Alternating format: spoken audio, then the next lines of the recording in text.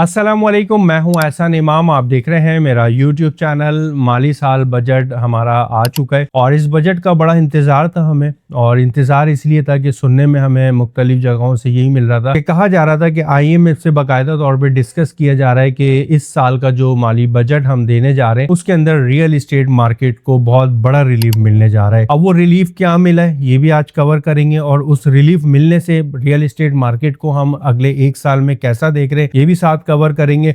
और जो बहरिया टाउन कराची की मार्केट है उसमें क्या क्या एक्टिविटीज चल रही हैं लास्ट में मैं ज़रूर ये भी कवर करूंगा।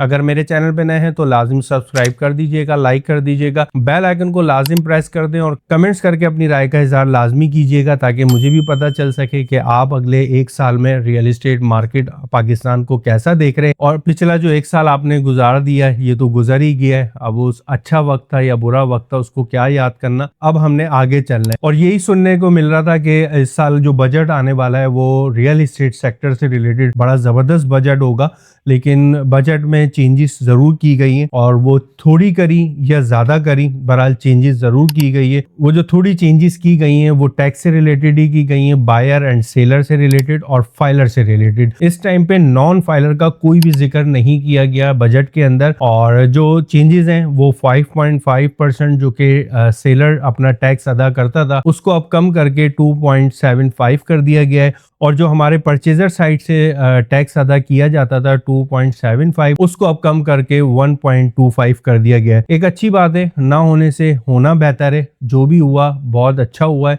और अगर ये भी नहीं होता आप और हम क्या कर लेते। बहरहाल यही कमी बेशी की गई है। कंस्ट्रक्शन साइड से रिलेटेड भी कोई खासा हमें सीमेंट फैक्ट्री हो या स्टील से रिलेटेड भी कोई खासा टैक्स में रेशो चेंज होता हुआ हमें देखने को नहीं मिला। और इसके अंदर भी अगर गवर्नमेंट चाहती एक बड़ा रिलीफ देती तो ऑब्वियसली जब हमारी कंस्ट्रक्शन इंडस्ट्री ऊपर जाती तो हमारी रियल इस्टेट मार्केट क्यों नहीं ऊपर जाती। बहरहाल हम बहुत सारी चीजें डिस्कस तो कर रहे होते हैं, लेकिन गवर्नमेंट जरूर कहीं ना कहीं बाउंड होती है इन तमाम चीजों में रिलीफ ना देने पे, जिसकी वजह से कोई खासा रिलीफ नहीं दिया जाता। टैक्स से रिलेटेड मैंने आपको बता ही दिया कि बायर एंड सेलर पे टैक्स अब कम कर दिया गया है और नॉन फाइलर को उठा के फेंक दिया गया है। और ये आप बेहतर समझ सकते हैं कि अब आप कोई प्रॉपर्टी परचेज करें, फाइलर हैं या नॉन फाइलर हैं। अगर आप नॉन फाइलर हैं तो फाइलर हो जाएं, और अगर आप फाइलर नहीं होना चाहते, आप समझते हैं कि मेरा बेनिफिट उसमें नॉन फाइलर में ज्यादा है, तो ऑब्वियसली आप चाहें तो नॉन फाइलर भी रह सकते हैं। बजट आने के बाद कोई मार्केट के अंदर हमें खासा इंप्रूवमेंट देखने को शायद ना मिले, अल्लाह ना करे ऐसा हो, लेकिन जो रियलिटी है वही मैं आपसे बयान कर रहा हूँ कि शायद हमें कोई खासा इंप्रूवमेंट नजर ना आए जैसा हमने 2-3 सालों में पाकिस्तान की रियल एस्टेट मार्केट को पाया है। अब सन 2027 जून तक भी आप ऐसा ही पाएंगे, और कोई मुआवजा हो जाए अल्लाह की तरफ से तो कुछ नहीं कहा जा सकता, लेकिन गवर्नमेंट के लिहाज से मैं समझता हूँ कोई खासा चेंजेस आपको देखने को नहीं मिलेंगी। और उम्मीद पे दुनिया कायम है, उम्मीद पे हमारा पाकिस्तान भी चल रहा है। अच्छी अच्छी सोचे रखें, इंशाल्लाह आपके लिए भी खैर होगी और हमारे लिए भी खैर होगी। ये तो हो गई बजट से रिलेटेड बात। अब हम बात कर लेते हैं बहरिया टाउन कराची की जो मार्केट एक्टिविटीज है वो हमें कैसी देखने को मिल रही है। इस टाइम पे बड़ी पॉजिटिव है, और पॉजिटिव होने की वजह यह है कि शाहराह भुट्टो आपने सुना ही होगा, बाकायदा तौर पे उसको ऑपरेशनल कर दिया गया है। और इसके ऑपरेशनल करने से जो कि बिल्ड प्रॉपर्टीज हैं, जो कि रेडी प्रॉपर्टी है, उसके अंदर थोड़ा सा राइज आया है। जो कंस्ट्रक्शन कॉस्ट है वो भी आपको पहले नहीं मिला करती थी शाहराह भुट्टो से पहले, क्योंकि आपकी रेडी प्रॉपर्टी के अंदर अब कम से कम ये हुआ है कि आपको आपके रेडी विला की उतनी रकम मिल रही है जितने में आप आज की तारीख में अपना विला बना सकते हैं। तो ये भी एक बड़ा पॉजिटिव साइन है, और इंशाल्लाह टाइम टू टाइम आप देखेंगे इंशाल्लाह बहरिया टाउन कराची एक वेल मेंटेन और डेवलप सोसाइटी है। थोड़ा सा मामलात आपके सामने मलिक साहब और मलिक साहब के अलावा हमारी गवर्नमेंट इदारों के साथ इनके कुछ मामलात चल रहे हैं, और अल्लाह करेगा ये मामलात भी जल्दी हल हो जाएंगे। जब जल्दी हल हो जाएंगे तो इंशाल्लाह बहरिया को भी आप सुरखरू देखेंगे। ऐसा मुमकिन नहीं है कि अब बहरिया टाउन कराची नहीं रहेगा। बहरिया टाउन कराची बन चुका है और बहरिया टाउन कराची अब रहेगा। आज बुरा है तो कल अच्छा हो जाएगा, और अच्छा हो जाएगा तो फिर हर चीज अच्छी हो जाएगी। थोड़ा और आपको मजीद टाइम देना पड़ेगा, क्योंकि इस सोसाइटी को ऑलमोस्ट कोई 11 साल का अरसा गुजर चुका है, और 11 साल में हमने बहुत अच्छी उम्मीदें लगाई हुई थी कि बहरिया टाउन कराची की 11 साल पहले अगर कोई विला की कीमत 1 करोड़ 20 लाख थी तो हम ये सोच रहे थे कि ये 11 साल के बाद जाके ऑलमोस्ट तकरीबन कोई 3 करोड़ की वैल्यू हो जाएगी, क्योंकि हमने भी ज्यादा एग्जाम कर लिया था, हमने ज्यादा सोच लिया था। हमारी भी अपनी गलती है, हमें ज्यादा सोचना नहीं चाहिए था, क्योंकि ये एक बड़ा मुख्तसर सा टाइम होता है। कहने को तो 10-11 साल एक